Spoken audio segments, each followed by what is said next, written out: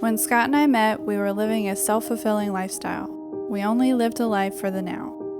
There was no plan for our future, let alone in our finances. We came to 3C at the beginning of 2015, and then we got married in October. We thought we were doing all right, living the American dream, doing what other people did. As we continued on, we started to get more involved in the vision. We allowed our leaders to speak into our lives and give us guidance. Then right before Thanksgiving, Pastor did a series on being done with debt.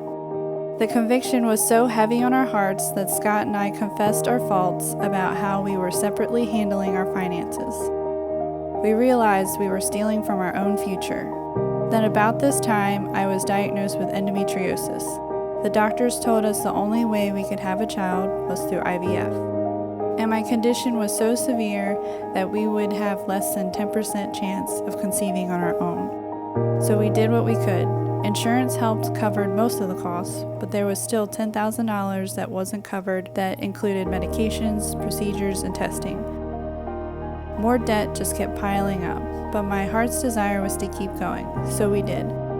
After 3 lost babies, we had 2 frozen embryos left. But insurance was maxed out, our savings completely depleted, there wasn't any more money we could spend or borrow. After a dark season of frustration and even depression, we met our leaders and our pastors who spoke life into us. They really gave us a different perspective of looking at our situation. That whatever we decided to do next, God would never leave us and would be with us, and had been with us through every step. The scripture I held on to was John 13:7, when Jesus replied, "You don't understand now what I'm doing, but someday you will."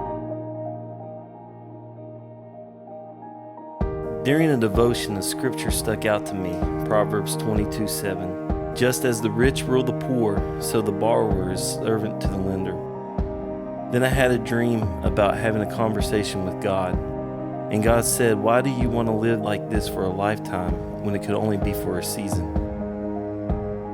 We learn to do a budget and work within the budget so that we can start chipping away at our debt. And so we set out to run the race of getting out of the chains of bondage, but mostly living way below our means, making sacrifices, saying no to our wants.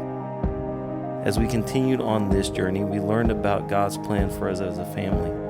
Our obedience now would be a blessing to generations to come, generational blessing.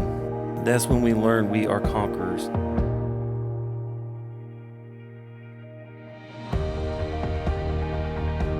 Proverbs 13:22 says, "A good man leaves an inheritance for their children's children, but a sinner's wealth is stored up for the righteous." We decided to trust God when it looked like we wouldn't be hitting our financial goal. Exactly 1 year later, after staying consistent, disciplined, and stuck to the process, we paid off $47,000. Not sure how we physically were able to do that, but with God, all things are possible. We are the Smiths, and we are healed, free, and conquerors.